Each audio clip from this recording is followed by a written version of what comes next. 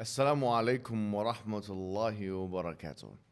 We are in the presence of a cultural icon, a physical specimen, a controversialist, a master orator, a champ. And we've also got Andrew Tate. That was smooth. I like that. I was sitting there thinking, I'll take this introduction. I'll take this. But thank you. How you doing, man? I'm good, G. You? You're good, yeah? Yeah, man. MashaAllah, congratulations on your Islam, bro, man. Thank you, my friend. You know, the Muslim community really welcomes you, man. Yeah, it's been pretty divided. I've had a whole bunch of support. Yes. Obviously, there's been some people who are not quite pleased about the idea. I think when you have a passionate subject and people that are truly engulfed in an idea, you're going to have some degree of polarization. I think that maybe when you look in the online space, that might be your impression. But in reality, on the ground, I mean, that's definitely not the case. I would say the vast majority of people, 80, 90%, are completely happy about this. And it's just that the minority have a very loud voice. Well, that's exactly it. That's the whole problem with the internet as a whole, not just Islam, but the internet as a whole is about vocal minorities that look much larger than they are, right? Yeah. And I agree with you, and I'd like to hear that. But the reason I know what you're saying is true is because it's the same even in my case in other subjects. Online, I have all this some kind of hate or people trying to disagree with me. But when I walk through life, I have 30,000 interactions with people, and not a single one's ever been negative ever. Yeah, so it is crazy how the vocal minority is amplified on social media. The main thing to note, though, is that Islam, it completely wipes away your sins. I mean, most of the companions of the Prophet had done many things which are heinous and polytheism. And, I mean, for us as Muslims, polytheism is the worst thing you can do. Yeah. And so there is a hadith of the Prophet Muhammad ﷺ where he states that Islam, it completely yuhdimu ma qabla. It destroys everything before. It means it wipes away everything before it. In other words, your slate is absolutely clean. Now, if there are some people who are actually coming and giving you a bit of a hard time, that's actually their problem. Yeah. Because in reality, honestly, bro, this is completely un-Islamic. I mean, so that's the first thing. There's actually a verse in the Quran, interestingly enough as well, which says that if you become a Muslim, إِلَّا مَنْ آمَنَ تَابَ وَآمَنَ وَعَمِلَ صَالِحًا, whoever repents and believes and does good works, then God will يُبَدِّلُ اللَّهُ سَيِّئَاتِهِمْ حَسَنَاتٍ, that God will change their bad deeds into good deeds. So how does that make you feel? Well, yeah, that's obviously fantastic to hear and good to know. And it's interesting because I've spent very little time paying attention to the negative comments because I don't in general. But on this particular subject, a few people were forwarding me like the profiles of somebody or of the people who were unhappy with my conversion, and they weren't living very Islamic lives themselves. So it's kind of funny to look at, you know. Exactly, bro. I wanted to start with something which I think the whole world wants to hear about, which, to be honest with you, affects our sector as people who want to speak about Islam, call people to Islam, defend Islam, have an Islamic voice or a voice for the Muslim people, which is your ban. Yeah. Because quite frankly, I found it was a vicious attack, a brutal attack on you. It's a case study example now. They've put you in the history books. The question is, what grounds have all of these different social media organizations banned you? They never gave me grounds. They never sent me an official email. They never gave me an official reason. They just delete your profile and you just can't log in anymore. The reason they don't give you an official reason, I think, at the end is because they're scared in a court of law that they're going to be stuck to one reason, right? So if I decide to take them to court, they want to be able to flip-flop and make up reasons as they go. They want to change their terms of service and terms and conditions proactively. They want to change it afterwards. So it's this one here. Oh, that's... I don't know what this is. It's not me. I don't know who this is. Oh, okay. Sorry, yeah. But Just, put that, yeah.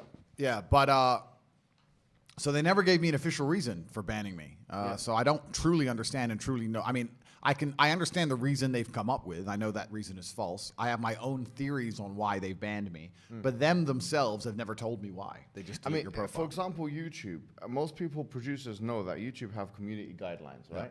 And they have copyright strikes. So, for example, if one breaks the rules, if you like, of engagement, then they're given a strike, and then a second strike, and a third. You're telling me that this process was not taken with you? Oh, absolutely not. No, I had no strikes. When I first got banned, the initial ban was on Meta. It was on Facebook and Instagram. In perfect synchronization was a large press release by the media, which gave this reason to justify banning me, which was of course false. And I knew the ban was coming. We can talk about that in a second. But when it first hit, I then by coincidence got one strike on my YouTube channel. Was it a community strike? It was some strike for some old video about me talking about masks, saying that masks were ridiculous, a COVID-19 strike. Yeah. On a very old video. They gave me a strike, which obviously prevents you from posting for 7 days. Yeah. So I filmed a reply to my initial ban, and then after 5 days, I think, as the strike was coming to an end, just before I could post, they deleted the whole channel without explanation, without an email, nothing, just deleted all of it, wiped it off. And the channel wasn't even in my name. This is what's funny about this. Yes, I was on the channel, but the channel was in the name of the producer, so it wasn't even officially my channel. My brother's channel got wiped. Like, they just attack and just delete everything. And yeah, these community guidelines are so ridiculously vague that they don't even mean anything. Trying to read them is like reading garbage. It doesn't make any sense. I've been following the arguments online about this kind of thing. And obviously, one of the key tenets, if you like, of Western civilization is freedom of expression and speech. Yeah. And the main counter-argument is that, no, but YouTube and all these other companies, they're private companies. But what I would respond to that is that, well, these are private companies, but in many ways, they have a higher ability to uphold freedom of speech and expression than even the governments do. Yep. So this is actually it's like an Orwellian state. Like, we're looking at something which, the thought police.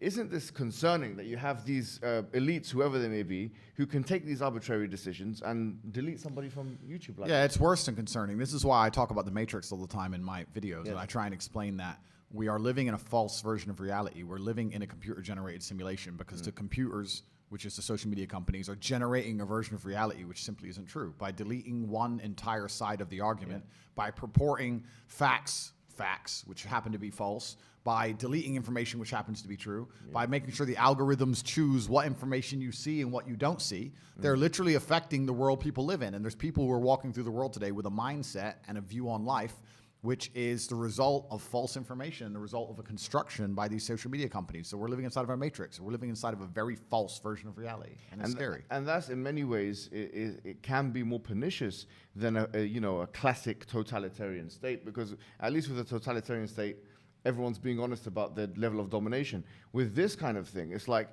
it gives you the illusion of freedom. Do what you want, but then we'll control the narratives in other ways. Yeah, exactly. And I also think in most totalitarian states, like, I don't think freedom of speech exists anywhere on the planet, but I do think inside of some states, you know what you can talk about and you know what you can't talk about, and it's pretty clear, right?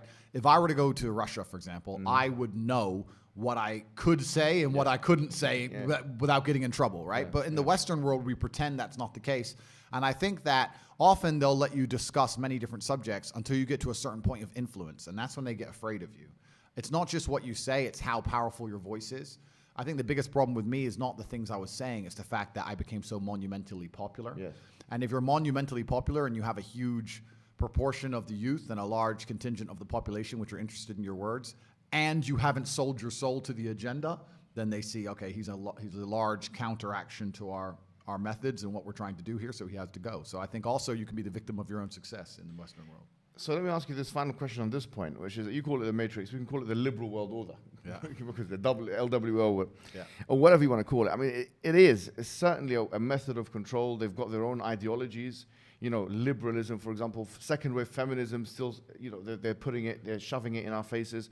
And obviously you've said things which are totally antithetical to that, which in many ways could be argued to be the reason why they banned you, to be honest with you. Well, I'm against this whole idea of liberalism and tolerance as a whole, because one, it's hypocritical because these people are not liberal and tolerant.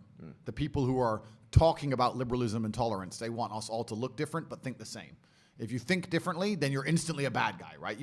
They love the idea of someone looking different so they can pretend they're diverse and tolerant, but they want you to say the same things and believe the same things. As soon as you step outside of their pre-approved script, instantly they're no longer tolerant and they're no longer interested in diversity of thought. So the first thing, it's very hypocritical. And secondly, I've learned in life that the easiest way to get people to accept bad things is to do it with a Trojan horse. You find some way to disguise it. Even the Senate does this. Even governments do this. They'll say, the green bill, this is to save the environment. And then somewhere on page 84 will be this little code about giving them all a pay rise. And you don't want to look like the bad guy who says no to saving the environment, and they just sneak it in, right? So it's very difficult. If you vote against saving the environment, you're terrible. And the media talks about how you didn't want to save the environment, and you have to sit there and try and explain on page 84, the MPs are trying to get an extra 45% money, and you're already on a back foot. And this is how they do it. They do everything with Trojan horses, and it doesn't matter what you want to name, even agendas that are pure of heart, simple things. They end up being weaponized and Trojan, like you just said, second wave feminism and liberalism, all this crazy stuff. But the number one most dangerous one is this idea of tolerance. To sit and talk about being tolerant sounds like such a good thing that it's very difficult for someone to sit and say, no, I am an intolerant person. Now you look bad.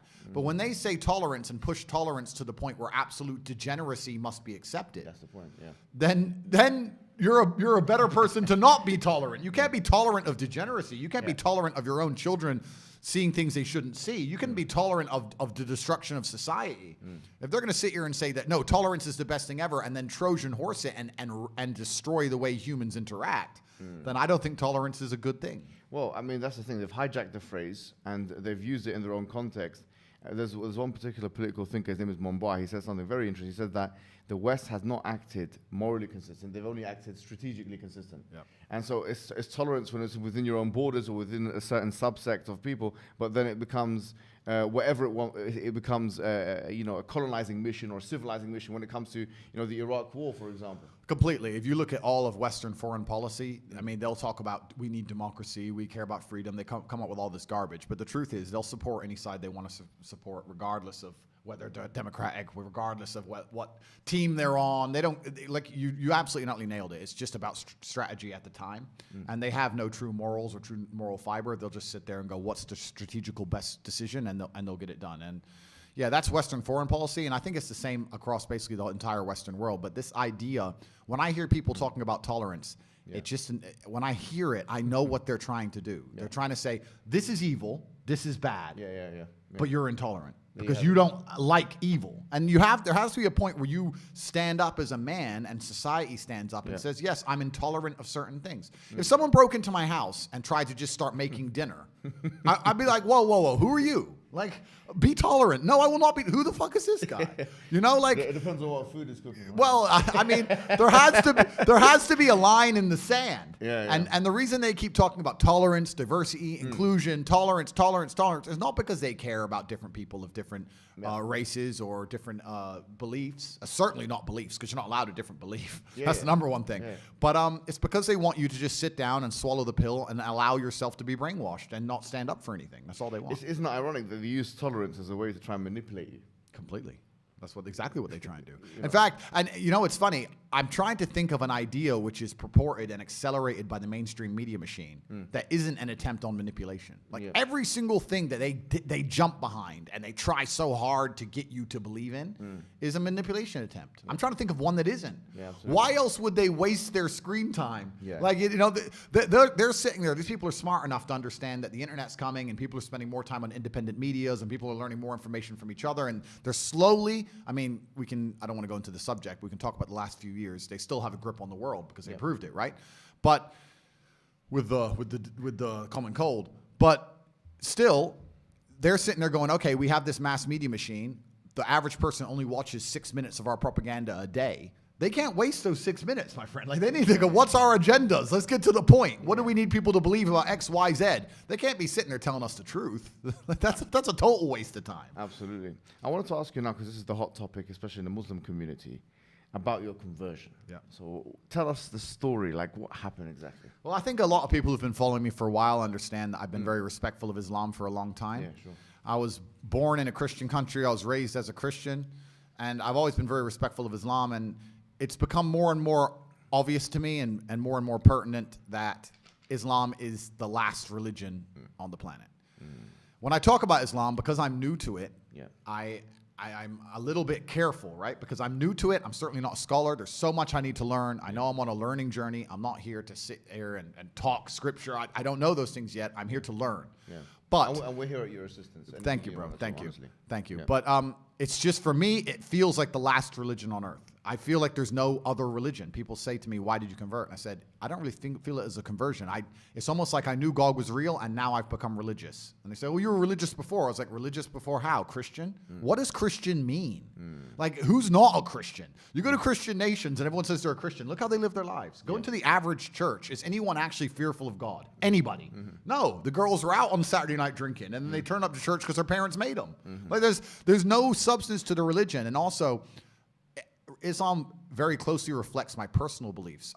Through my personal life, I've learned that if you don't have standards and you're not a strong person who's prepared to defend his ideas, you'll be crushed. Yes. And we look at most religions in the world today, which are not prepared to defend their ideas. What's happened to them? They're just getting crushed. And now we have Christianity as an idea, which has basically said, well, we can't set any firm rules because everyone will just quit.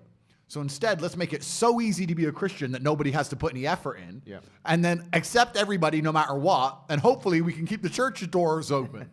That's not God to me, you know? Yeah. God to me is strong. God to me is something to be feared. Yeah. God to me is someone that people are afraid to mock. Yeah. God to me is someone that you have to go out of your way to prove something to. God to me has red lines. Yeah. Like, God to me represents the Islamic faith. The Christian God to me, I don't see God. I can't explain. I don't see anything there. So to me, it was the only logical choice in the end. Alhamdulillah, man. I mean, as you're saying this, I'm sure many people are like ecstatic and extremely happy. It's a great thing for everyone, honestly, because, you know, just anyone coming into Islam is you know, the Prophet Muhammad ﷺ told us it's better than the world and everything in it. Yep. But imagine now somebody of major influence. I mean, you're the most Googled person on the planet. I'm not sure if you still have the top spot. I think Putin might have beat me as of last week. But I think it's between me and Putin at the moment. But I don't want to lose to Putin. Look, Putin's the big G. I don't want more enemies. Like, it's fine, Vladimir. You can have it. I never thought I'd hear you saying that statement. Yeah. Putin beat me last year. Last week. I think we're certainly the most Googled.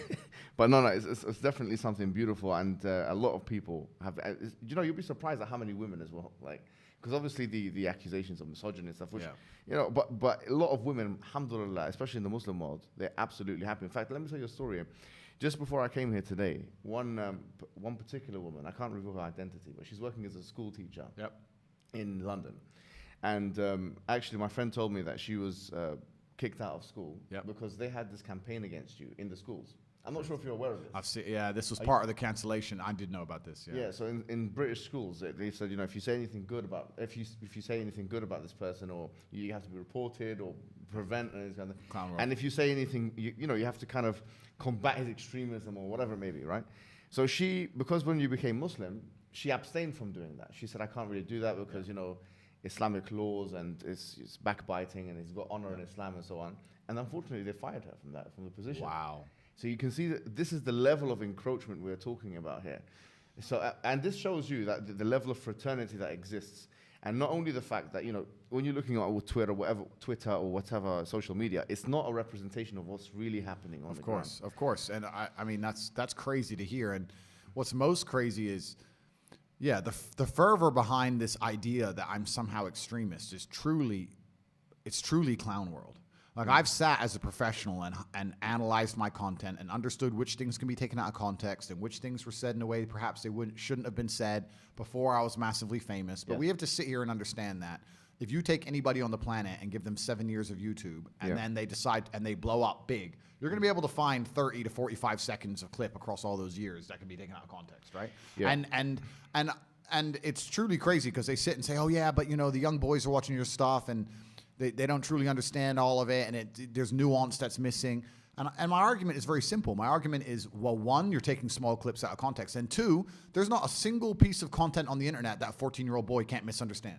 Name someone who's producing content on the internet that you would be 100% happy for a 14-year-old to... drill artists, and so they're saying, I mean, I live in an area I'm not going to mention the names of the artists, but they're talking about going to this person's house and killing him. And killing him in the middle of a knife crime epidemic. Yeah. We have Lil Nas twerking on having sex with the devil in his music videos. Really? Like, we're going to sit here and talk about how children can be impressionable young children, and I'm sitting there saying there's no way I'm the worst person on the internet. That's not why they deleted me. The difference for them is, as you've mentioned, on those fronts, it doesn't matter to them because it's like, okay, they're consuming our hedonistic products or whatever it is. It doesn't change their worldview.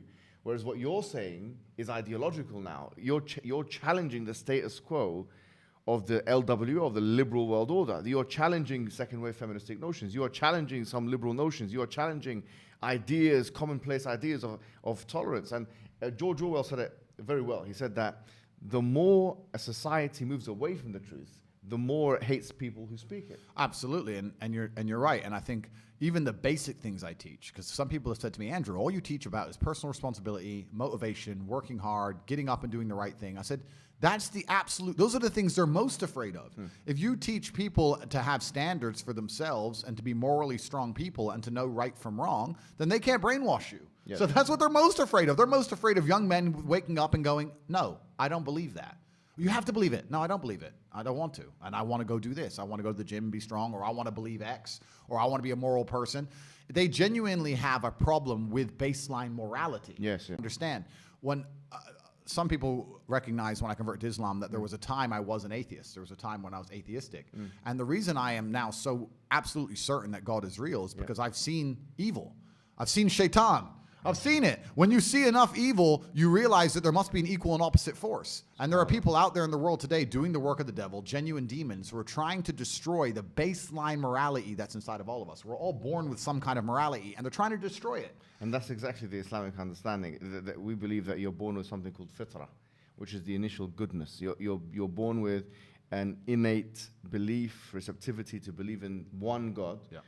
And then that is corrupted. In fact, there's a prophet, hadith of the prophet, where he says, كُلُّ مَوْلُودٍ يُولَدُ عَلَى الْفِطْرَةِ. Every born child is born upon this initial goodness. فَأَبَوَاهُ يُهَوِّدَانِهِ أَوْ يُنَصِّرَانِهِ أَوْ يُمَجِّسَانِهِ. And then his father and mother, or his parents, they socialize him into, Christianity, Judaism, Magiism. So the idea is that everyone is born with this initial goodness and this initial will or want to believe in God, one God. And then, as you mentioned, I mean, it's what you're mentioning here is profound, because you're mentioning a central doctrine in Islam. But it's and this is why perhaps I found God the way I did, because I understood all these things first, and then I saw the Quran, and it confirmed so many things for me. Like even the conversations I've been having so far, so many things have been confirmed, and it's amazing the knowledge that's inside of it, which is so applicable today. For an old book, right? It's supposed to be old, but it seems so timeless. But it's truly amazing. But you're totally right. And the baseline morality, I don't think most people understand that when they're doing this under the guise of tolerance, when they're saying be so tolerant that you no longer believe in right from wrong, they're not doing that to make society a better place. They're doing that to empty your brain so that you have no resistance to the slave mind programming. They want to get you to a point where if they tell you the sky is green, you look at with your own eyes and you see blue, but no, the sky is green. That's what they want, so that you have to have nothing in your brain that can prevent that. If you have God, if you have, no, I believe this is right and wrong, if you have personal responsibility, if you have self-accountability, if you're a person who sticks up for what he believes, all that's bad to them. They want all of that gone so they can tell you the sky is green. And I don't want to say too much because I don't want the stream to end, but they're going to tell you something much worse than the sky is green. They're going to tell you something else. And they're trying to program us all into slaves, and it's scary. I remember when I was in my undergraduate days, and I was reading a particular book by this guy called Jeremy Bentham,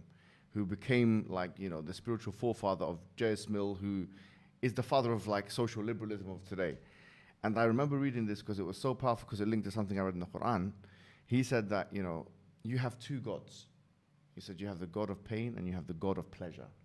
And I thought, this is so interesting. The Quran states, أَفَرَأَيْتَ مَنِ اتَّخَذَ إِلَهُ هَوَاهُ. Have you seen the one who takes his own desires as a God? And because now there is no transcendental force that we can look up and, as you say, venerate. Now we're forced to be slaves to the system, we're to our own desires. Or, the Quran has another verse which I think is so powerful, and it connects very well with what you're saying. It says, God darab Allahu mathalan, rajulan, that God has struck a parable of a man, fihi shuraka mutashakisuna, that he's got many different slave owners. Wa rajul salaman li rajulin, and another kind of man who's only got one slave owner. God is basically telling us in the Quran that you've got one example of one individual who's got multiple slave owners, and another one with just one. He says, هَلْ يَسْتَوِيَانِ مَثَلًا. Are they the same? So here, the idea is, as Rousseau said it, he's a liberal philosopher, he said that man is born free, but everywhere in chains.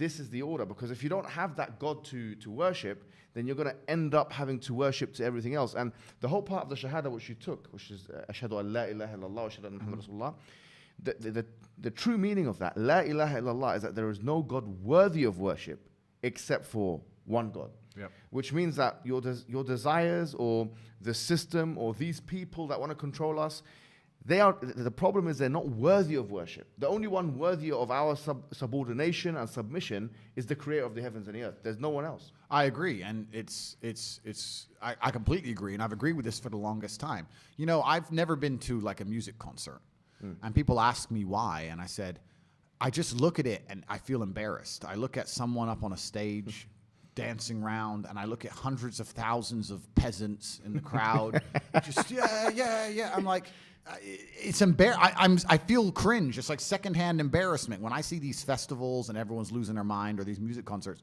I genuinely feel embarrassed for the people who go, because to me that is a form of worship. Like, you can listen to the music at home for free. You don't have to wait in that line and stand out in the cold. Like, I don't know. Perhaps it was a bit extreme, but I've always known that they're trying to give us false idols to some degree. And when I speak to atheists, they go, oh, I don't believe in God. But they've signed up so hard to the liberal woke agenda. They're as religious as anybody, but they're just believing in the wrong things. They're believing in degeneracy, and they're believing in the work of the devil. So humans always need something to believe in. And it's a great thing you said about your own desires. It's like, one guy I was talking to since my conversion says, it's interesting that somebody with everything, all the Western world, everything somebody could want, has now converted. And I said, yeah, because even before my conversion, I understood that hedonism is a black hole, and you can never fill it.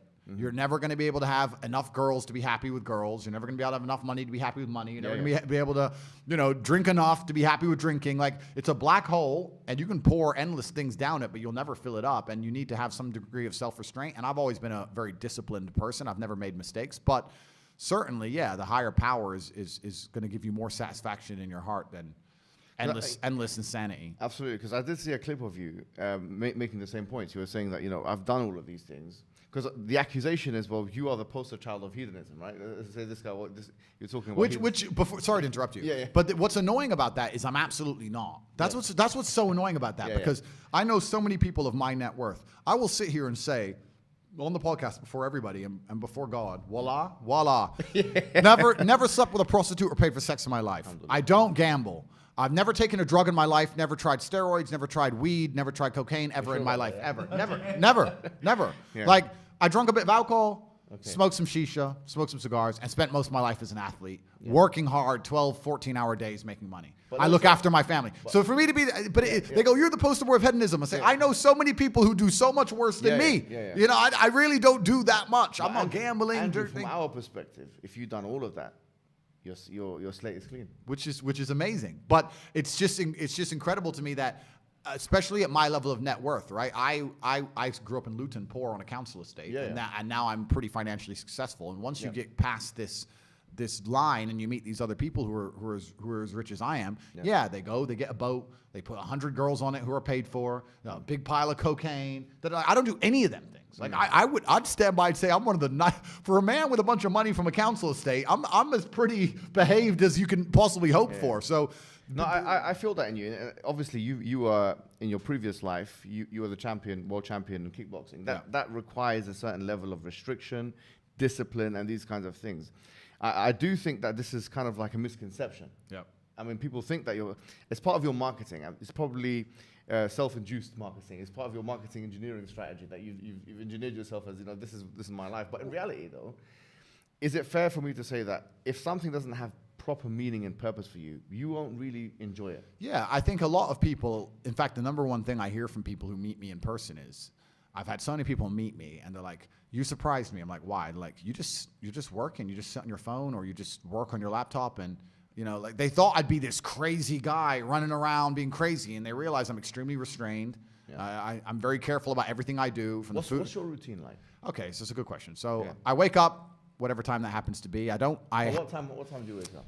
I have a problem sleeping. Okay. I'm not good at sleeping. I really struggle with it. So I can maybe get 5 to 6 hours a night, maybe. And the reason I can't sleep is because if my brain is even semi-conscious, I'm thinking of a work or some problem I have to fix, and then I end up on my phone, and then I can't sleep. That's how it works. So I can give perfect examples. Like there's even before this podcast, I knew I had to be up. I had to go doctors at 8, and then I had to come to this podcast. So I said last night, let me try and go to bed a little bit early. I tried to go to bed at 11, and then I woke up to go toilet at 2:25 a.m., and then I was thinking about some construction in my house in Romania and some invoices that I hadn't seen yet. And then by the time I messaged my assistant, now I'm awake. Yeah. So now I've been awake since 2. I can't turn my brain off. I struggle with it, right? Yeah. So I'm not good at sleeping, but let's say I wake up around 9-ish, but I go to bed usually around 3, 4. Yeah.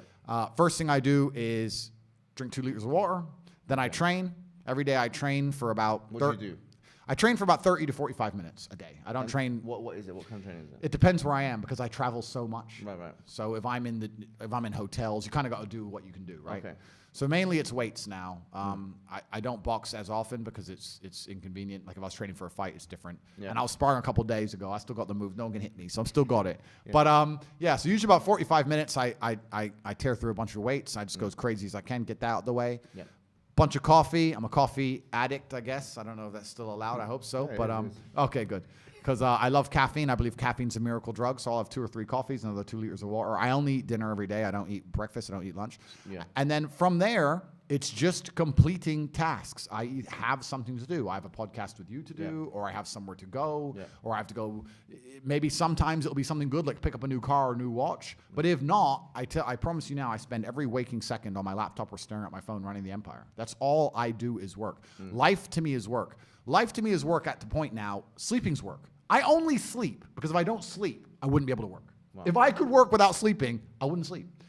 People look at my life and they, especially you're right, with the marketing, they see the cars, they see the boats, they see girls, etc. And they're like, oh, wow, he's living this crazy life. And then they get around me and realize that, yeah, we're on a boat. Yeah, there's hot girls. Yeah, it's a yacht. But I'm on my laptop and I'm working. That's it. That's all I want to do is run the empire because it gives me a sense of purpose. So it sounds boring to say, but all I do is work, my friend. That's it. Wow. That's it. When I finish this, we'll talk, we'll have a bit of food, etc. I'll get in the car, I'll go back, and I will work until my next appointment. That's it. I just work. That's all I do. So it's kind of funny because people say to me, like, what's the secret to getting rich? And I'm like, it's easy if you don't do anything else but work. Like, I don't have any, my only, like, I'm trying to think of what even hobby I have. I love to drive. What is the secret of getting rich? That's a good question. That's a good question. We live in an attention economy, so I think stage 1 is certainly attention. Stage 2 is once you have that attention, establishing credibility. And then stage 3, once you've established the credibility, is finding a way to genuinely improve people's lives. The reason I do so fantastically well is because everybody who's ever followed me or tried any of the things I talk about, their life gets better. So it's very easy to say, oh, I've tried Tate's program and my life's better, or I tried this, I followed Tate and I feel happier. So then, of course, they're going to understand the brand, and that's the way to do it. But truly, it's hard work. You need to be able to work endless hours. It's extremely competitive. You need to be able to work as harder than the other guys, and that's the only way I did it. I ground to the top the old-fashioned way, and that's still what I do. I just work. So with this, basically, I'll say that, in terms of your routine, Islamically, the main thing to focus next on will be the prayers, 5 prayers a day, right? And so that's obviously 1 in the morning, and then you'll have like prayer times and stuff like that, where you have to do the ablution and learn to. I saw you kind of praying. That was I'm learning it, and I've been told the times, and I've got all this, and I'm going through all that, and I have to incorporate that as well. It gives you a solid structure. I feel like it gives you anchorage in the day. It's the spine of my personal day. I feel like it just creates that structure in the day. And it's a spiritual thing. I mean, even the prayer itself, when one prays and they say Allahu Akbar, which is Allah is the greatest, some people think it's some kind of war chant. They do it in war as well, I mean, to be fair. But they say Allahu Akbar, meaning Allah is greater than everything else, this whole world and everything in it.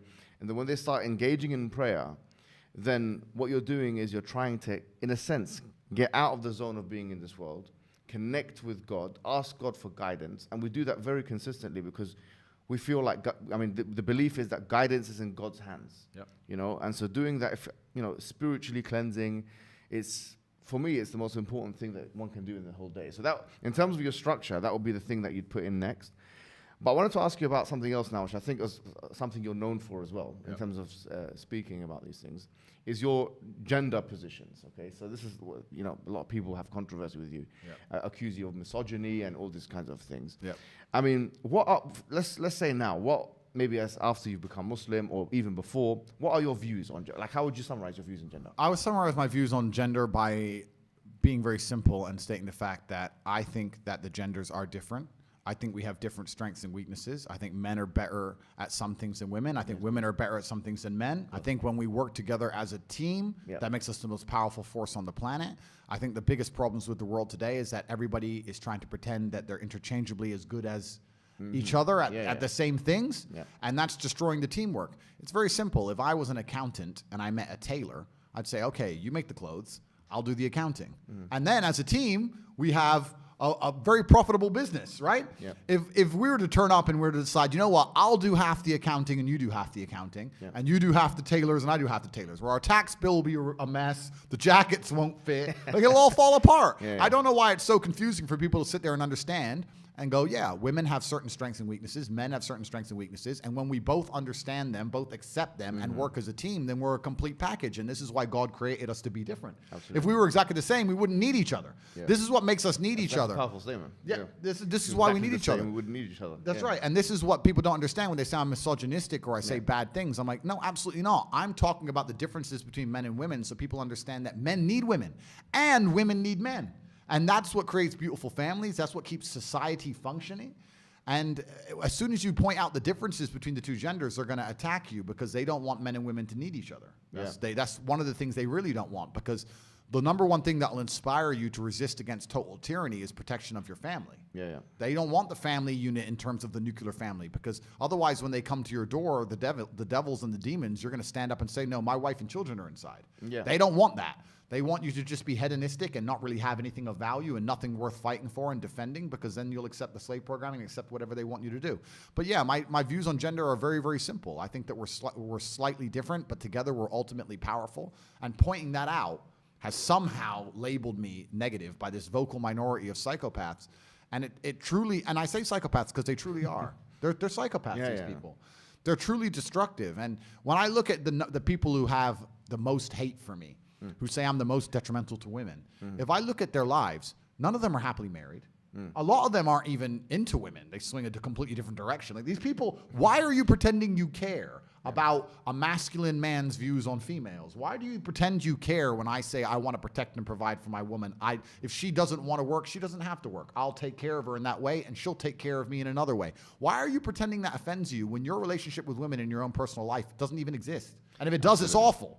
I'll tell you what's going to happen now. As we're agreeing and talking now, some people, especially some feminist people that are influenced by feminism within the Muslim community, say, look, this is exactly what we feared.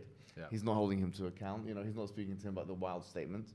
The truth is, I'll say this: I don't actually feel like I need to judge you, because, quite frankly, Allah has already wiped away your sins. Any statement that you made before about women, or anything that you've done with women before, once again, it's not my business to judge you upon that. So that should be the Islamic position. However, let's say for the wider community, right? Because at the end of the day, we do want you to kind of not reintegrate, especially not in the matrix. Now, alhamdulillah, you're out of the matrix, let's say, fully out of it. Islam is totally out of the matrix. That's why they hate it so much. Some of the comments that you've made, I haven't got a list of them. What are some of the comments that they accuse you of making, and what is the context of these comments? So the two that they accuse me of most is where I said a woman is a man's property, which is the first one. And the second one that they try and get me with is where I said a woman should bear some responsibility for being sexually assaulted. Both of them are massively taken out of context. I'd like to explain them. When I said about a woman being a man's property, I was talking about the idea of biblical marriage at the time, Christian marriage. I was saying that the man walks, the father walks the bride down the aisle, gives her to the groom, she takes his last name, and he is now responsible for protecting and providing for her till death do them part. She joins his family, right? She belongs to him. Oh no! So you're saying she's property? I'm saying she belongs to him. All right. So it's a semantic issue. It's a semantic issue, correct? So you're not necessarily saying that he can buy and sell her. Absolutely not. I'm saying that he is responsible for her, and he must protect and provide for her. That's this one. But I never even said the word property. They said the word property at me. Really? Right. So I said that she belongs to him. Because the exchange I saw was between you and Piers Morgan. Oh yeah. And he was just being obnoxious. I don't even know how you can see the man was insecure. That's how I psychoanalyze him. I'm not, a psychiatrist, but I think he's just insecure. He felt like he had something to prove.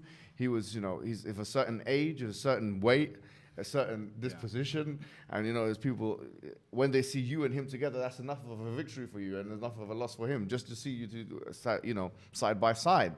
But as his face was becoming red like Peppa Pig, and he was getting more and more angry and interjecting every second, he was mentioning these points.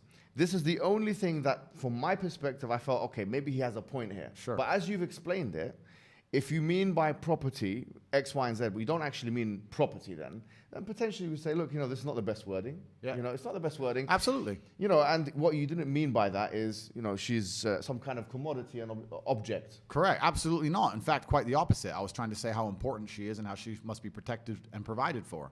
Okay. And it was taken completely out of context and weaponized against me. And it's very similar with the other comment of how women should bear some personal responsibility for being sexually assaulted. I'm not saying in 100% of cases that sexual assault couldn't have been prevented. I'm not saying sexual assault should happen. In fact, I'd argue that I'm more strict on the idea of rape than the laws. I think these people should be executed. I think it's disgusting, completely and utterly disgusting. However, I think it is asinine for us as a society to sit here and pretend that if a woman goes out, takes drugs with a man she doesn't know, goes to his house without telling her brother or her father or telling anybody, and puts herself in a position of absolute vulnerability, that she has zero responsibility. So I'm not. It shouldn't happen to her. Of course. It's disgusting. Yeah, of course. But also, I shouldn't get robbed if I walk down the street with $1 million in the middle of the night. So but it can. So I must think ahead. What you're effectively saying is that if there are certain situations where the probability of sexual assault for women increase. In fact, for example, the WHO itself, I was looking at, they had this whole, probably the most compendious thing on rape and sexual assault, and they were talking about different countries, and the one thing that they said, which the West has more than other places, is stranger rape. And actually, one of the reasons why could very well be because of this culture of intoxications, of clubbing and these kinds of things. So it increases the probability, I think. It's a very reasonable argument to say, well, this increases the possibility of stranger rape. Now, obviously, they're going to come back and say, but the way you said it, of course they're going to do it. It's victim blaming. But they're going to say it's victim blaming, and they're saying I'm going to be advocating for rape, and they're going to be saying I said it's okay, which is all garbage. It's all nonsense. Yeah. I'm trying to explain to people in a very realistic fashion that we live in a world which is not ideal. We live in a world where everybody understands that stealing is wrong, but some people still steal. This is why we lock our cars and lock our houses. This is why we protect our certain assets and our money. This is why I will not walk down the street with a gold watch in London at 3 a.m. by myself, because I don't want to put myself in a position where there's a higher probability of something bad happening to me. Yeah. And I'm just saying that when it comes to this one particular crime, because it's so heinous, and it is heinous, absolutely, and certainly every perpetrator should face the absolute full punishment from not only the law, but God himself. But they sit and pretend that there's zero personal responsibility involved. And I'm just saying that there are some scenarios, not all, but in some scenarios, the woman has made it so easy for something bad to happen to her. And I'm saying we should teach them not to do that so that we can protect them. And the reason this whole subject came up is because I was talking about if I'm a man and I'm responsible for my woman and I want to protect her, and somehow we got on the subject of rape, and this was on a podcast 3 or 4 years ago. I said, the number one way I can protect my woman besides being beside her is teaching her to make smart decisions when I'm not around and making sure she's smart and doesn't put herself in bad positions. And this feminist was saying, yeah, but people shouldn't rape. I was like, I agree. People shouldn't steal. People shouldn't do a lot of things, but you still have to protect yourself and have some personal responsibility. And the feminist's argument against it was that, no, we need to teach men not to rape. Some asinine, idealistic, fairy tale land where we're going to go around and convince every man on earth to never rape again. As if we haven't been trying to convince people not to steal since the dawn of human time. It's stupid. I think at the base of what you're saying is basically a concern that, look, if you follow this advice, you'll get the best results. It's very, very pragmatic advice. Absolutely. But what is being twisted as actually this guy is a misogynist, which, by the way, the definition of they haven't even agreed on. Correct. And this guy believes X, Y, and Z, and they're taking you out of context. The problem here is, for example, with rape, actually, interestingly, I was speaking to a lawyer. I'm not sure if the case is still the case in the UK, but I don't think you can actually be convicted of rape if you're a woman to a man. I think only a woman can be convicted. Which is funny enough. Another thing that was interesting when I was arguing this point, I was arguing it saying, listen, you've made this a gendered argument because you're a feminist. 29% of rape cases in UK are male on male. And I'll say the same thing to a man. Don't go, do drugs, become intoxicated, go back home with someone you don't know, and put yourself in a position to be raped, stabbed, killed, murdered, whatever it is, right?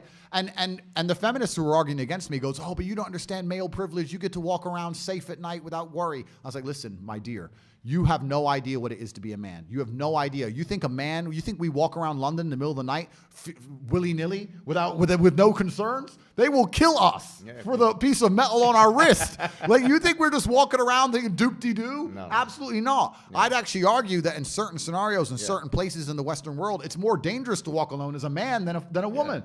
You know, so it's absolutely asinine. They have this idealistic worldview that everything's perfect for men and everything's men's fault, and women have no personal responsibility. And no matter what a woman does, there's no way she could be possibly involved, even 1% her fault at all. Yeah, but and on this point of the legalistic distinction, for example, if a woman cannot rape a man, but she can sexually assault him, but she cannot, quote unquote, rape him, for example, UK law, why are the feminists not arguing for equal rights on this point? Because feminists don't want equal rights. Yeah, it's not equal rights. It's what we want is we want it's an entitlement scheme.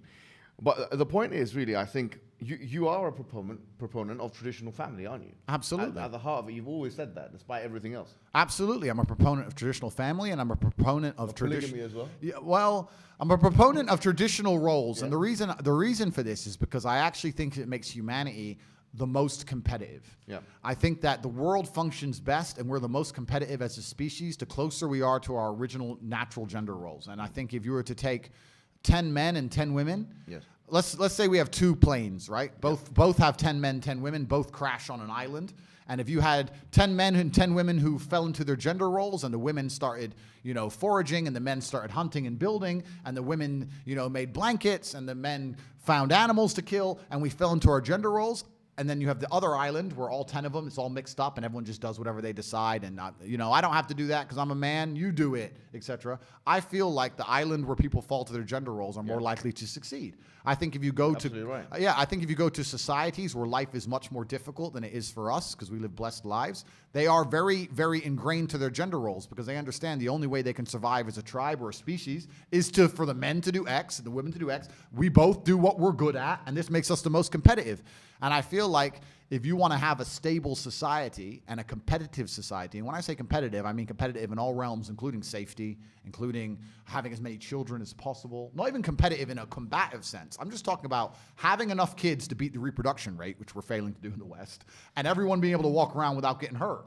I think the way to do that is to be inside of our gender roles. I think that's the way it is. And I grew up in a place where the world was very different. I'm not even that old. I was 35, but I grew up in a completely different world. Like if a random man, a stranger, a neighbor, yelled at me as a kid, my dad would be like, yeah, yell at him. Like we were scared of our elders. Like my dad went to work, my mom cooked and cleaned, and looked after us kids. Like I grew up in that world. And people now are just trying to completely throw it out the window, and they seem surprised that society's falling apart in front of our very eyes. Yeah, absolutely. There's a verse in the Quran that actually says something quite similar to what you're saying. It says, وَلَا تَتَمَنَّوْا مَا فَضَّلَ اللَّهُ بِهِ بَعْضُكُمْ عَلَى بَعْضٍ. Do not wish what the other one has. لِلرِّجَالِ نَصِيبٌ مِمَّا اكْتَسَبُوا وَلِلنِّسَاءِ نَصِيبٌ مِمَّا اكْتَسَبْنَ. For a man is a portion from what he has earned, and for a woman is a portion from what she has earned. And وَاسْأَلُوا اللَّهَ مِنْ فَضْلِهِ, and ask God from His bounty, meaning do not attempt to encroach on the other person's role. Yeah. Like men have been given certain things that women have not been given, and vice versa. Yep. And it's interesting that you talk about this case study example of islands, because quite frankly, I was looking at some statistics, and from the 1960s, where the second wave feministic movement became very widespread, until now, there's been studies that have been done. The biggest one is one called Blanche Flower and Oswald, which happened between the years 1970 to 1990. It was a longitudinal study. And you'd expect that after all the implementation of legislative changes and stuff like that in America and the UK and elsewhere in the West, that women will be having a better life and that they'll be enjoying their times.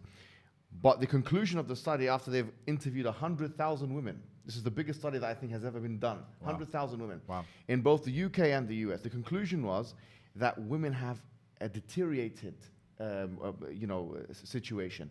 And in fact, even like the heads or the mothers of second wave feminism, like Betty Friedan, who wrote The Feminine Mystique, and others, even Germaine Greer, in 1963 she wrote the book Feminine Mystique, and then afterwards she wrote another book which people don't study in schools. She said it herself.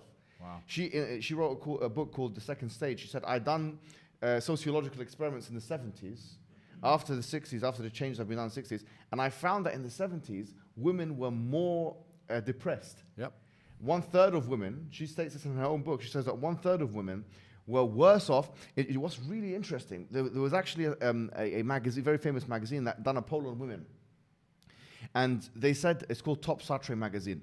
And they found that 79% of women that responded said that they would quit work if they could tomorrow. Yep. 80% said that work is causing them psychological pain and distress. Yep. So in other words, this whole idea of prioritizing careers over motherhood and over being a wife and stuff like that, the experiment has already been done in a sense. Absolutely. And it's been done for the last 61 years, or 62 years, let's say, since 63.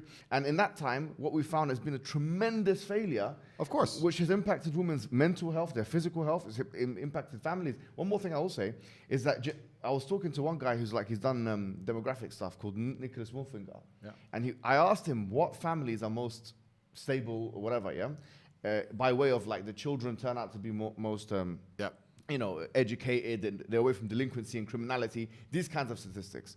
He actually said religious families, like obviously nuclear, traditional families, religious families. So we have the data to show that families that take this traditional role are clearly advantaged. They advantage women, they advantage children, they advantage men. Absolutely. So it is the model. And now you're saying something which is against it. Clearly it's not in their economic interest. And so is it the case that because of this they're cancelling you? Yeah, I think it's because I'm trying to stick up for the baseline morality of humanity. It's interesting what you just said earlier as well from the Islamic point of view, that we're born with an innate good and an innate understanding. Yeah. I think that women innately, maybe the world has convinced them otherwise, but from my experiences, the only thing that satisfies them is becoming a mother. Absolutely. And nothing else is going to fill that hole in your heart. No amount of Sex in the City, Starbucks, makeup, Instagram likes, career, all this crap. There's a reason you are sad. And the reason you are sad is because you should have been a mother 8 years ago. And this is why you feel miserable inside. And this is something that females are born innately with, and society is trying to convince it out of them. And that's why you have so much confusion in the world today. And like you said, this is why they ended up being less happy after this liberation than they were before. And I'm not saying that women shouldn't have free choice. I think women should absolutely be allowed to do whatever they want. But they should sit and understand that the matrix and the system, the propaganda machine that they're sitting and digesting is trying very hard to convince them to move away from their natural instincts. When you sit and watch Sex in the City about some 49-year-old woman with no kids who's having a great time and is 0% depressed on her 58th fucking dude that month, and you're sitting there watching it, they are trying to program you. And most women don't realize the level of propaganda they're existing under. This also goes back to the earlier point I made about Trojan horses, because this is how they do everything. Feminism was about give the women the vote, right? Then they sneak in all this other insanity. Let's not allow women to have kids. Let's try and convince them not to. Let's convince women not to respect their man and make him feel like a man in his own household. Let's convince women that they can physically attack a man on the street and they have no disadvantage at all because they're just as strong as a man is. Let's convince women of this insanity, but we'll Trojan horse it in with feminism. So if you say, well, I'm against feminism. Oh, you don't want women to vote? No. It's the same thing they did with the Green New Deal, right? We want to save the planet and sneak the money in. So you have to also understand, and I wish people were more perspicacious that could understand that any agenda that the mainstream media is purporting, any agenda they're trying to make you swallow, there are hidden agendas and hidden back doors in all of it. There always will be. And it doesn't matter whether it's a passport for a particular injection. It doesn't matter if it's ideology. It doesn't matter what it is. They're trying to give you the surface level understanding that you can't disagree with, so that all the things you don't like come in, right? And that's the scary thing about feminism. A lot of it is just a simple explanation that it's in the economic interest of the West and the elites. And it's no coincidence that second wave feminism really took off after World War II, where the infrastructure of these countries was damaged, and these guys were bringing immigrants from all these countries now. That, that's why we've got so many immigrants and so-called immigrants, people from abroad, ex-colonies or whatever, in the UK or whatever it is. They needed women in the workforce, so this was a convenient ideology, but which has now taken a Frankenstein form, and which has endangered women, endangered children, put women and children both in a very bad predicament.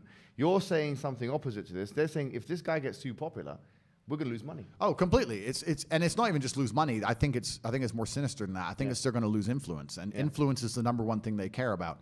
The reason that they push feminism so hard, a lot of people understand, is so they could double the tax bracket. They wanted women to work so they could double the taxes. But I think the other reason they did it that a lot of people don't consider is that in the modern world, in the world you live in today, in the West, you don't raise your children and you don't own your children. You've had these children, I like to believe, because you're in love with your partner and you want to replicate yourself and purport your worldviews. And the way you view the world, you want that to be instilled in this child. That's not the case. They wanted the woman at work because if the woman's at home, she likely agrees with the worldviews of her man, and that means the children are being raised by the mother, and they're likely to adopt those worldviews. In the modern world where they convince a woman to get a job, the man to get a job, they inflate the currency so nobody can exist any other way because it's too expensive. The parents are out working all day. The school and the internet and the matrix raise your children. Your children go to school all day and be told things that you may not want them to learn. Then they sit on the internet and read things and watch things you may not want them to watch. You talk to them for 10 minutes at the end of the day and they go to bed. You're fighting with your 10 minutes against endless hours of the most entertaining programming or the most forceful programming. In school, it's forceful. On the internet, it's entertaining. Convincing them of ideas that you perhaps don't agree with. I've seen it myself on YouTube. I've seen a guy in America driving his car, and his kids were in the back seat, and he was arguing with them about an issue. And they was like, where did you hear that? School? He's like, why did the school tell you that? That's not true. And his own children are arguing with him because they learned it in school. Have you ever tried to take your children out of school? You'll get fined. You'll get in trouble. No, your kids have to go to school. You have to give your kids away to the school. If you don't give your kids away to the brainwashing, you'll get in trouble. And the reason they're doing this is because they want to control the youth, because the youth is, of course, the future of the world. And you have to understand that this whole idea of feminism, this is what I'm saying. You're saying women shouldn't vote. I'm not saying that. I'm saying that we shouldn't allow children to be brainwashed. We shouldn't separate them from their parents to the point where they're going to absorb ideals.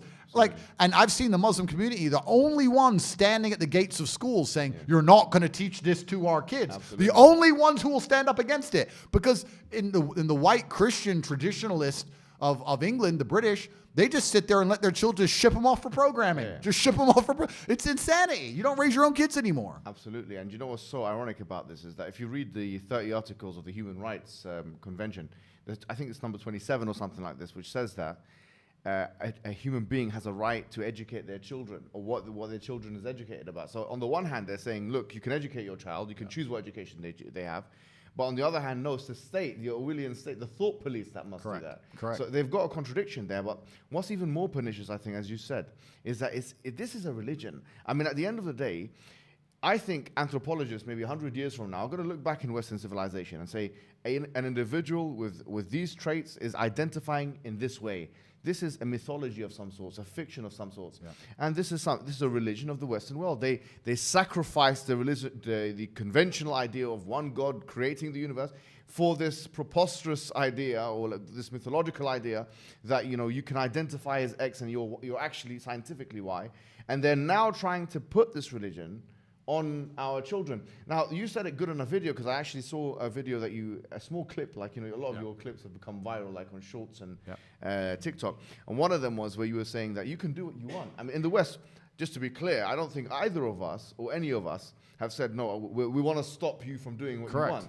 We're saying you can do what you want, and we're not stopping you from doing what you want. We're not trying to encroach on your rights. You live in the West, you have your rights. But what we're saying is that the red line is the children. Absolutely. They need to understand, anybody with any idea, and we don't have to talk about particularly sexuality because people get offended for it. Let's talk about something benign that makes it a lot harder for them to cut me up and misconstrue me like they always do. Let's talk about orange juice. If I don't like orange juice, and I've had children that I'm responsible for... they'll still do it with orange juice. Yeah, I know they will. They'll say that he was analyzing... Of course they will. I can't win. I can't win. But if I have children, and I raise them, and I'm responsible for them, and I decided to have them, and I sacrifice that for them, and I decide that I don't want them to drink orange juice, it's not fair for the government to come along and say, it doesn't matter what you want, we're going to force them to drink orange juice. And this is what they effectively do with so many of these ideologies. And you're right. It's to a degree, it's a religion. They are so fervent and so desperate for people to accept and believe in these things. This is why people say, oh, I'm an atheist. There's no such thing as an atheist. You either believe in God or you believe in the devil, and you believe in the degeneracy. There's no in between. I've never seen anybody who's an atheist who's genuinely just neutral to these things, right? They always end up agreeing with this craziness. I think the main reason people call themselves atheists is so they have an excuse to do bad things and not feel guilty about, what they know innately is wrong. But you're completely right. It's completely unfair for people of a certain ideology to come along and say that we must teach children my ideology regardless of what their parents believe and think.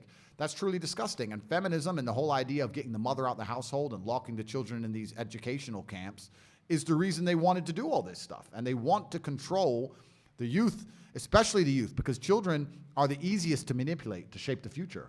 And they're trying to shape the future of the children so that they are very good at ignoring their own innate moralities and also very good at ignoring their own eyes. When you said earlier about X and Y, I perfectly understood you, and we're on YouTube, so we'll have to talk very carefully. But if you can convince somebody that a giraffe is a horse, and you can convince them that even if they look directly at a giraffe, that they know that their mind tells them it's a horse, regardless of the fact that they can see a giraffe before their very eyes, then they are completely open for all forms of slave programming. Once you get people to ignore their eyes, well, then the game is complete, right? So this is purposeful. This is done on purpose. No doubt. I was doing at one point. I did a part of my postgraduate on gender studies, and I was speaking to this person on the lift, and she said that the penis is a social construct. Of course it is. So I said, okay, well, no problem then. On that logic, rape is a social construct. Yeah. Because I mean, it's the same thing. If you take your belief to its logical conclusion, then it actually leads to things that you don't want to happen. For example, if you say that racism, so if I can identify as a black man or a white man or whatever, then racism becomes a social construct. So it's once again, if you take your ideas and stretch them out, you get exactly the opposite of what you're trying to achieve. Yeah. And I don't think this has been thought out properly. But these people don't think, and this is what's amazing. It shows what privileged world we live in. They don't think because their ideas, the reason they don't think is because their ideas aren't tested. When your ideas are tested and challenged, you have to find a way to rebut and prove your ideas to be true. The reason their ideas aren't tested is because of censorship. If you argue against these ideas, they delete the other side of the argument, which means we now live in a false version of reality because one side of the argument is completely decimated and deleted. Hence, the computers purport the matrix, and this is exactly where we are. If we could freely talk and argue against these points, they'd be gone. But we can't, which is why they still exist, which is why false ideas, which should have been destroyed long ago, are now pertinent amongst the population because of the matrix and their media machine and the false computer-generated reality we're forced to live under the guise of censorship. And this is what we say. I said this to somebody. They said, "Oh man, you lost your Instagram. That must suck." I'm like, "Yeah, okay, I lost Instagram. I can't show off my fancy cars. Cool." But it's not about that. This is about genuinely good versus evil. This is about the fact that if you read any history book, the people who did the censoring were never the good guys. This is genuinely about the forces of evil versus God. That's what this is about. It's not about my Instagram page. It's about the fact that there are ideas that they have now that we can't talk against. For the last 3 years, they had this thing we weren't allowed to talk against, and look what it did to people. Look how it decimated people, locking them in their houses, destroying people's businesses, etc. And guess what's going to come next? Another idea we're not allowed to talk against, and another one we're not allowed to talk against. And people think that anyone who's ignorant enough to sit there and trust the rulers of earth or their government and go, they're going to come up with ideas that I can't disagree with and nobody can disagree with, and those ideas are going to be good for me. Well, then you are a dummy, and you deserve what comes next. I think the mask has dropped with your cancellation. Because at the end of the day, with your cancellations, it's as if they couldn't contain themselves. It was as if they made a mistake. Yes, I would like to think that. I would like to think that we've now reached a critical mass, and I was perhaps the last person needed to truly show the agenda behind how these people work. I think it's a perfect storm of the fact that 1, the things I talk about, they proved me completely right. 2, I said I was going to be canceled. 3, they thought I was small enough to crush, and they've realized that my fans are loyal enough to follow me anywhere. So I become more popular post-cancellation, which also inspires people, right? I think the reason cancellation was such a powerful weapon is because if they cancel you, you're done. But once I prove that's not the case, then people are going to go, you know what, this is such an important issue, I'm going to tell the truth anyway, because if they cancel me, I won't be done. I think with you it's a bit different because, I mean, you didn't have a company or a program that if you cancel, then you lose all your customers. You are the product yourself. I mean, they can't change your face or try and get rid of you. Well, they can try and maybe they will. And that's the only thing I will say about being canceled. In terms of being canceled, I'm more popular than I've ever been. I've now moved over to Rumble, which is a YouTube competitor. Rumble.com/Tate Speech. You can speak with absolute freedom. It's just as good as YouTube. I encourage everybody, anyone with a YouTube account, you can go to Rumble.com. You can back up your entire account with a few clicks of a button. It will download all your videos, upload them all automatically. Get that done because YouTube will vanish you like this. So that's Rumble, where you can find me. But Yeah. The only bad thing about being canceled is you have 3 strikes. First, they try and shut you up and lie about you and hope you'll be quiet. And if that doesn't happen, they try and put you in jail for something you didn't do. And if that doesn't work, they kill you. So when you lose your first strike, that is kind of scary.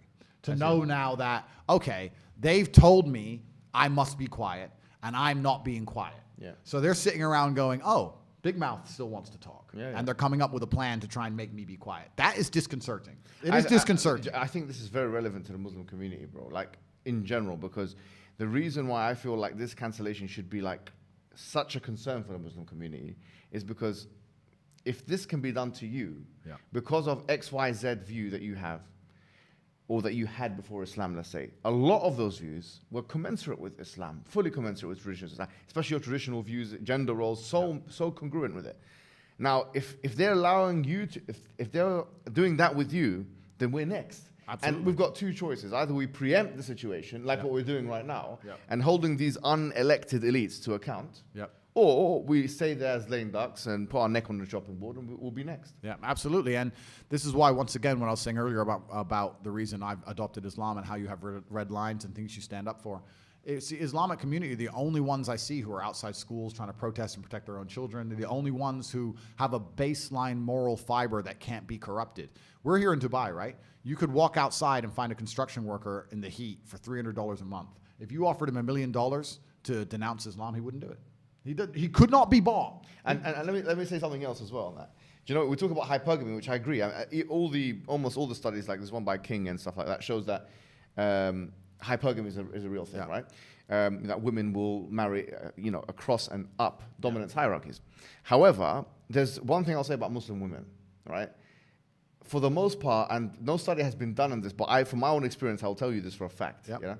If you go to 100 Muslim women, 1,000 Muslim women, and tell them, look, you've got this millionaire, but he's not a Muslim. He wants to marry you. Yep. For the most part, I believe that they will reject that offer, which shows you a certain level of loyalty that we have as a community, that we have as Muslim people, which is inspired from the Quran, to be honest with you. كنتم خير أمة أخرجت للناس. You are the best community that was sent from the people, and that the Prophet told us about these kinds of things. And it shows you, quite frankly, the strength of the Muslim community based on faith, a transcendental idea. And so that's one thing. One other thing I will say is, what you are, I consider you as a perpetual optimist. You're an optimistic person. And even post your cancellation, you can tell it did affect you. You're a human being. Bad things affected the Prophet Muhammad sallallahu alaihi wasallam. In the Quran it says وَتَخْشَى النَّاسِ, and God is speaking to the Prophet and says, don't fear the people, fear me. And you fear the people, don't fear them, but fear me. These kinds of things. It did affect you as it would affect me, as it affect anyone. But what I continued seeing with you is reasons to make it good. Perpetual optimism, and this is exactly Islam, because the Prophet Muhammad sallallahu alaihi wasallam said, or it was said about him in a hadith, كَانَ يُعْجِبُهُ الْفَأْلِ. He used to love optimism. Optimism is an integral part of Islam. It's always finding a reason why this thing is good. And that is because at the end of it, what is it? You're either your sins are being deleted from the Islamic perspective. When you go through a trial or a tribulation, your sins are being deleted. You're going through a challenge. It's strengthening your iman, your faith, your person, or it's putting you in a higher rank in the hereafter. And we believe obviously in heaven and hell. We believe in these things as real constructs. We don't believe in these things as metaphoric or something like that. So we believe that it's only good things, really, if you consider it.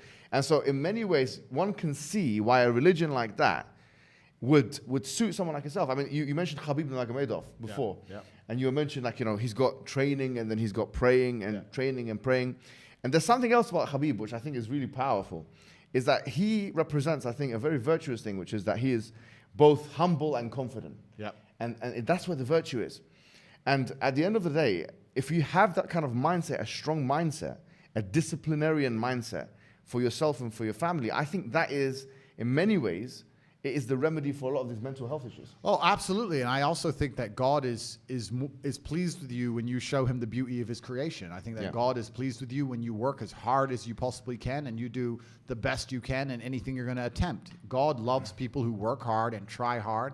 And in my own personal life, I can see that God is very happy with me when I give it 100%. And very few people give anything 100% anymore. Yeah. It's very rare you meet somebody and if they're honest with themselves and with you and with God, say, I gave it everything I had. They gave it some. They tried a bit. They got demotivated. They got distracted. They got tempted. But when you truly give your 100% to something, I think that makes God very happy with you, and I think He rewards us for that. What would your advice be to somebody? Because this is one thing that you're credited with even by your enemies, right? Your detractors. They say that, you can say what you want about him. Even Piers Morgan said that, but you've given confidence to young men. Yep. There's a lot of young men now, young women, that require that discipline. What kind of advice would you give them, practical advice? Yeah, I think that you have to live. There's a lot of practical advice I can give. In terms of the religious sense, I would say you need to live like God is always watching. You may have the opportunity to do something bad, or you may have the opportunity to steal some money or snake somebody, but in the end, you're going to pay for that, and the bill will be paid. Mm-hmm. I think if you do the right thing, in my experience, if you're a person who does the right thing, firm handshake, is on time, doesn't lie to anybody, does what he's supposed to do, is honest with a good heart, is genuinely polite to everyone he meets. If you are that person, you get very far in life. I've yet to meet people who just do all the simple things right, who completely fail at life. But I've met a lot of people who snake or steal some money and they get really rich, then they lose it all, or they get rich and end up a gambling addict or depressed or etc. So you have to just understand that God is always watching. He's going to reward you in the end. That's the first thing. And the second thing I will say is that you are the sum of the 5 people you spend the most time with, and you need to curate your reality. I think the biggest problem with young people today is that they don't curate their realities heavily enough. The people that they want to spend most time with aren't adding any value to their lives, and then they end up wondering why they don't get anywhere. It's so interesting. As you speak, it's as if you're narrating hadith, because when you said God is watching, it sounds nicer in Arabic. When you say it in Arabic, it sounds. I need to learn that part. No, honestly, there is a hadith that says that the highest form of faith is أن تعبد الله كأنك تراه فإن لم تكن تراه فإنه يراك. That you should worship God as if He sees you, because if you don't see Him, He sees you. Yeah. And on the friends issue, there's a hadith on that as well. Like that المرء على دين خليله, that the person is on the religion of his friends. Yep. So a lot of, like, as you say, this is I need to learn it all. And this is, I'll say this now, the thing that was most daunting for me about converting was the amount I'd have to learn. Yeah. That's what's scary. No, take it easy. That's what's scary about it, But I mean, I'm a fast learner. I'm not a stupid guy, but it's just like, okay, I have a lot to do. The Prophet Muhammad told us in the hadith, inna ad-dina yusr, that the religion is easy. وَلَا يَشَدَّ الدِّينَ أَحَدٌ إِلَّا غَلَبَهُ. No one tries to overburden themselves with the religion except that it defeats them. In other words, take it incrementally.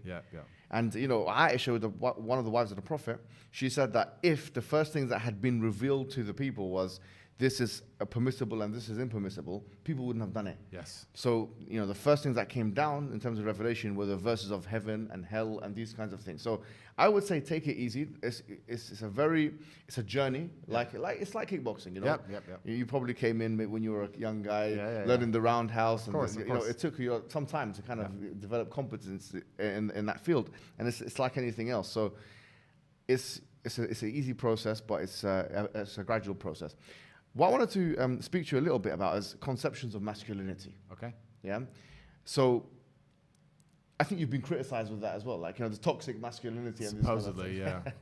Which is such a vague term. It's almost like the community guidelines. What do you think they mean by that? Well, it's almost like the community guidelines of these social media companies, right? They give this stupid definition of a term, which basically can be applied to anybody and anything willy-nilly, deciding whether they like you or not. It's very vague. It's not solid. What they're trying to say is that you're overly masculine and that some of the traits which are innate inside of you as a man are somehow now bad for society or for other people, which is absolutely insane to even try and conceptualize, because it's asinine and it's childish, because like anyone with a brain understands that there are certain scenarios in life where particular qualities are completely applicable and permissible, and there's certain scenarios when they're not. To sit and say it's toxically masculine for men to be violent is stupid, because there are scenarios in life where you need a man to be violent. If someone breaks into your house, or if you go to war, or if you call a police officer. So it's not a matter of, a certain subset of masculine qualities being labeled negative, because these qualities exist because we've needed them for a very long time, and I argue we still need them today. It's only when it interferes with their interest. Right? And only when it interferes with their interest. It's kind of funny. I was arguing with a feminist, like I've done a bunch. And she was talking about toxic masculinity, and she was talking about the idea that men are innately violent and how that's bad. And I said, you think that's bad because you're living in an extremely privileged society and a very privileged life. But I'll tell you that that's not bad, because you, even in and of yourself, may not know this, but you like the idea of men being violent. Because let's say I lost my mind right now, or let's say an intruder broke in and threatened you physically. Yeah, exactly. You would call a man to be violent for you. You'd call the police and say, please be violent to protect me. You believe in violence very much. Yeah. So for you to sit there and say, oh, that violence is toxically masculine, but you call a toxically masculine man when the trouble comes, shows that the whole idea in and of itself is hypocritical and it's garbage and it's stupid. And what they're trying to do is brainwash people into thinking that if you stand up for yourself, or if you are true to the innate way we were built, the things that are inside of us when we're born, that there's something wrong with you. They want you confused. They want you to sit and go, I'm a man, and what's happening around me I think is unfair, and it makes me feel unhappy about it, and I want to stand up and talk and fight against it. They want to convince you that that's wrong and you're a bad person for wanting to defend your ideas. And I don't think that's the case. That's simply the absolute opposite, in fact. Absolutely. And the thing is, a lot of people will think that, this idea of a man is just simply that our idea of a man, or the Islamic, say, for example, idea of a man is just this violent creature. The truth is, like you said, violence is just an integral part, or the ability, the capacity to do it in situations where there's a need for it, is just one part of the puzzle. Like, for example, the Prophet Muhammad, one really interesting thing, we know he had 9 wives at one time, which is very difficult to make. You can probably... bro, 9's a lot. 9 at one time. 9's a lot. And they're consistent relationships. It's not like divorce and marriage. It's like you're actually living with these. So 9 at one time. And then that's one thing. And then he had 6 children, all of which died in his lifetime. Wow. Only one of them survived afterwards. So he had to live with the grief of that. His wife died at his time as well. He had to live with the grief of that. He loved his first wife, Khadija, who was older than him. She died. And so he had to live with that grief. He had to live with the grief of his uncles. And so he dealt with that. We've got narrations of him crying when his son died. But what did he do? He didn't just, cry and that's it, give up. He cried, and then he went to war the next day. He cried, and then he done a sermon the next day. He felt the grief, but then he could, he had 19 wars that he participated in. Wow. And it wasn't just, these are not wars that he told other people to do where he sat in some air-conditioned place. He went and actually involved himself in these wars. He was fighting, he nearly died in one of those wars, so he was engaging in war. He was the leader of a polity.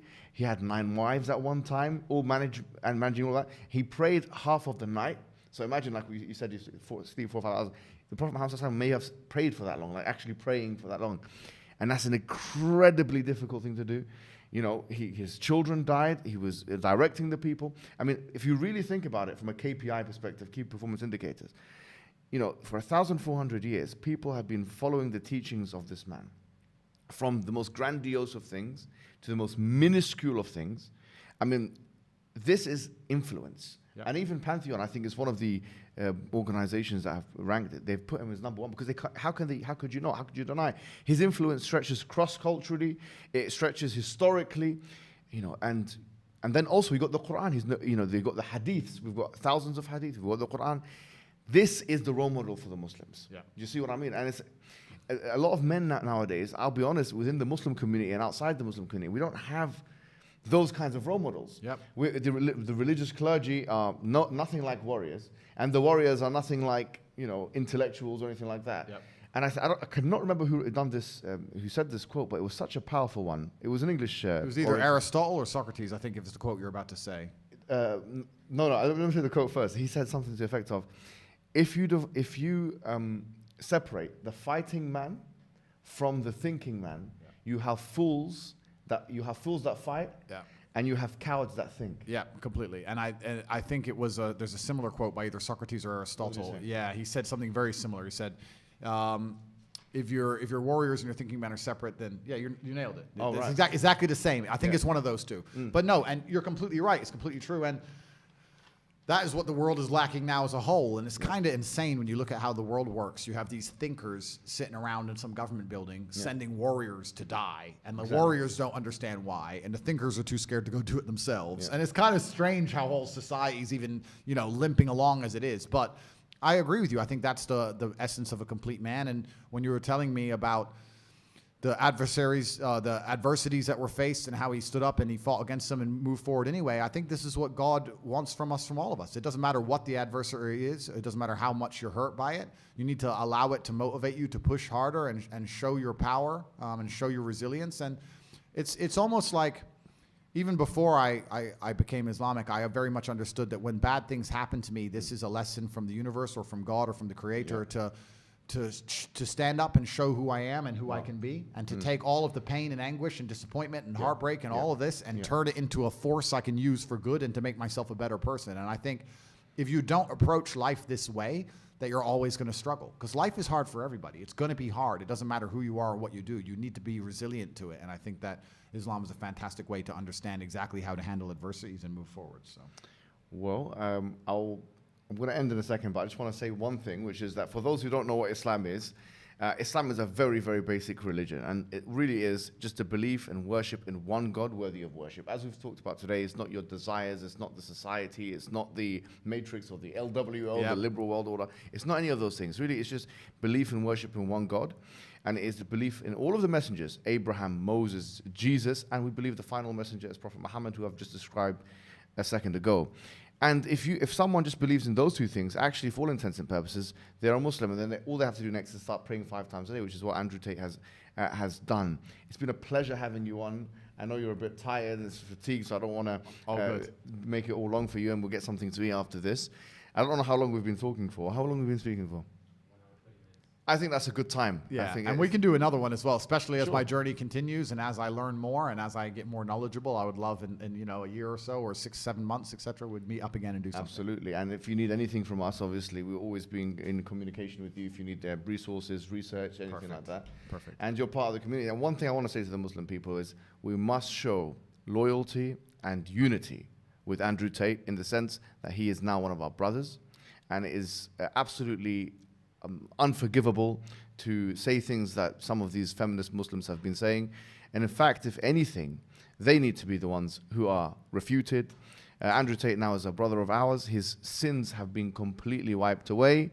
And that really is that. Thank you so much, Andrew, for coming. Thank you very much, man. And it's been educational and very interesting. Thank you, my friend. Too, man. Thank you, brother. Take care, man.